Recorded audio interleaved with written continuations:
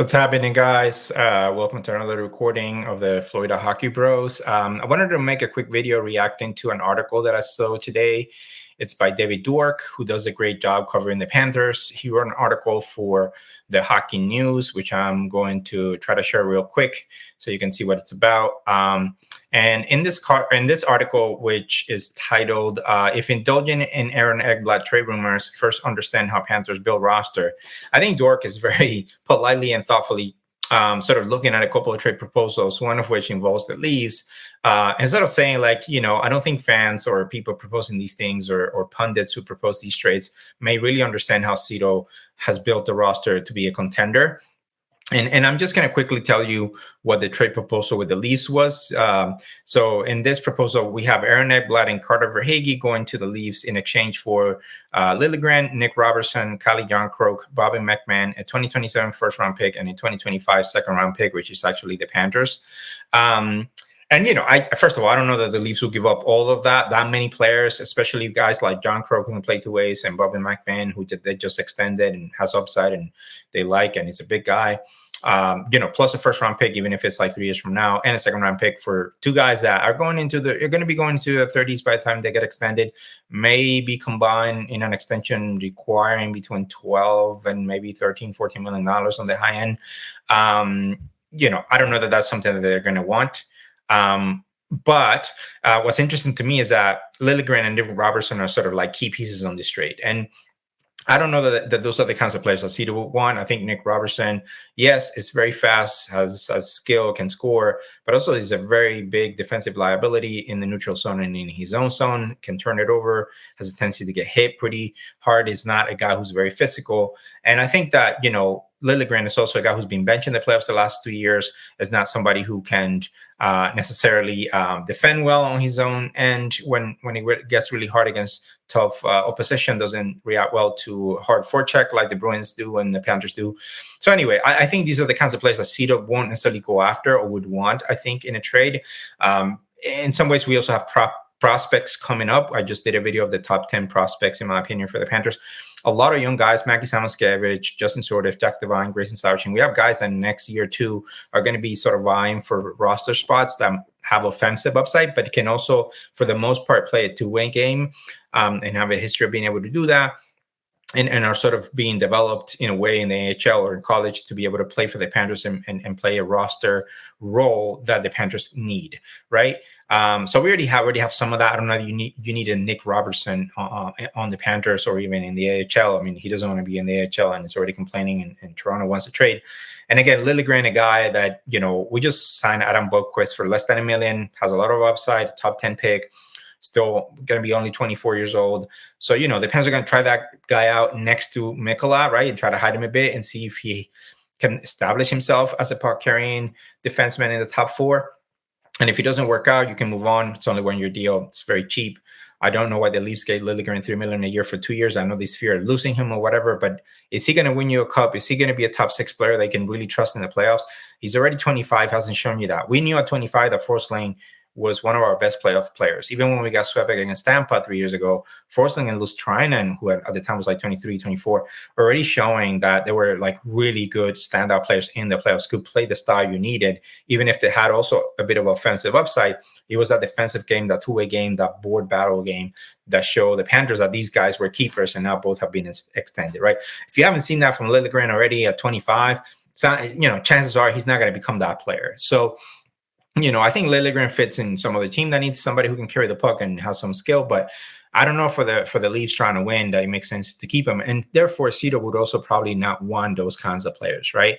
He is probably looking more like a Jakob Chychrun, who's a more bigger guy, even Thomas Chabot, like guys who are a little bit more established, who have skill and upside.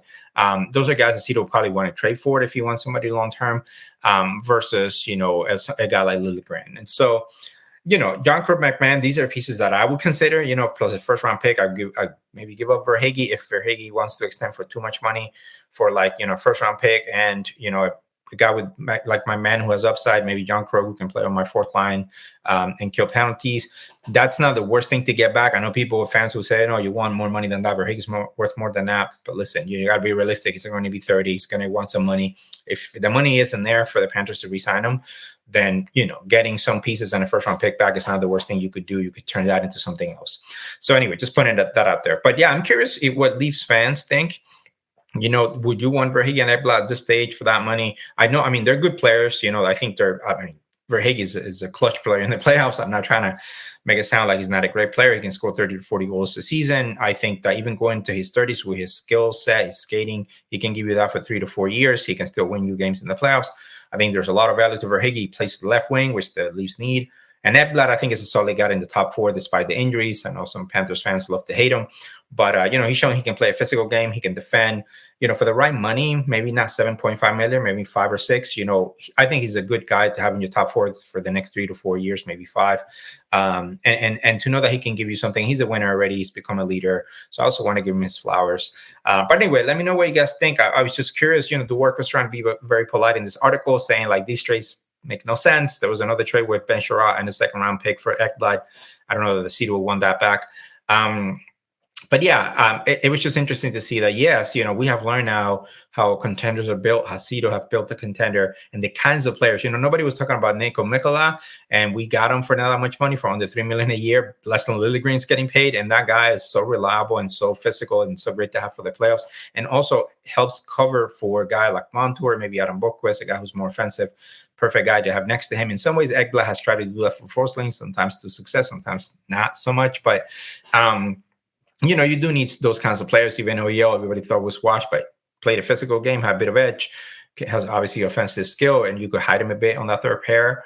You have to just know what you're getting and the value that those people are going to give you, and whether or not you're going to be able to trust them in certain roles. And I don't know that you can trust Liljegren or Robertson. Therefore, I would say that there would not be good pieces. I think McMahon has the kind of upside that I would put in my third line, and John Croak on my fourth line to kill penalties at this point. I know he has offensive upside. He could play it on third line as well, but just considering his age. But anyway, just let me know what you guys think. I was just kind of curious about these trade rumors. I don't know if Ekblad gets traded. I think Cedar's going to keep him for the season to try to go on a run again. Maybe at the deadline if the Panthers are sputtering and there's a good trade offer out there. And then the question for the Panthers is, I don't think they'll extend Ekblad unless he's willing to take a big discount, like a 5 times 5. Like maybe I would consider that to keep him in my top 4, move him to the second pair. But beyond that, I don't know that we would keep Ekblad. We'll see what happens there. And I know Cito probably wants 1 or 2 other defensemen out there to retool. And then in terms of Verhaeghe and Bennett, I think they're only going to be able to keep one of them. Lundell just got a contract for $5 million a year, so they may be thinking Lundell is the second line center. I don't know that Bennett would want to play third line center, so maybe he's the guy who goes and Verhaeghe extends. I think there was rumors for a 6-year deal that Cito was discussing already with him. Nothing's come of it, but maybe they're there. Maybe it's not, 6 times 6 could be something that the Panthers could consider. I think Verhaeghe can get more in the open market, but again, he's going to be 30 years old. So anyway, we'll see what happens. But yeah, let me know what you guys think. Look up the article. Again, the Hockey News by David Dwork, the Aaron Ekblad article. Click on the trade proposals, see what you think. I'm glad that Dwork is sort of saying like, yeah, just come up with something better, Yeah, usually pundits try to just give fuel to these trade rumors to get attention. And I love that Dwork is being honest about how the Panthers are building and saying, this isn't going to work, and I don't think it works for the Leafs either. So anyway, it's the middle of summer. We're trying to figure out what's out there, what people are proposing. Just reacting to this one because it stood out to me. Let me know what you think. What you think about Ekblad? What you think about a trade to the Leafs? What do you think about what Cito would want back? Is there a trade between the Leafs and the Panthers that makes sense for Ekblad or Verhaeghe or both? If you have any ideas what pieces both teams would want and would benefit both teams. Again, I said that I would take my man Jarkko and a first-round pick maybe for Verhaeghe. Not right now, but maybe at the deadline if the Panthers are not doing well and Verhaeghe wants, $7 million a year. But do the Leafs want to give Verhaeghe $7 million a year? Is a question. I don't know. Maybe someone Tavares morning can go to him. All right, guys, that's it for now. Thanks again. Please like, subscribe, support the channel if you can. Florida Hockey Bros will come at you in a few days with another video with my brother. And yeah, till then, peace.